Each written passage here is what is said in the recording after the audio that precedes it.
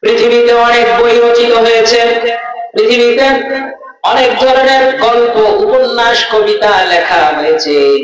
এই গল্প, উপন্যাস, কবিতাগুলোর বই যদি একদিকে করা হয়, আপনার আমার ঘরের মধ্যে রবীন্দ্রনাথের বই থাকতে পারে, শরৎচন্দ্রের বই থাকতে পারে।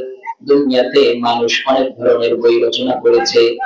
মাহমুদ সামি আল বারুদের বই থাকতে পারে, আব্দুর রহমান আশ-শুকরির বই থাকতে পারে, শেক্সপিয়ারের বই থাকতে পারে, জন মিল্টনের বই থাকতে পারে, জন কিটসের বই থাকতে পারে।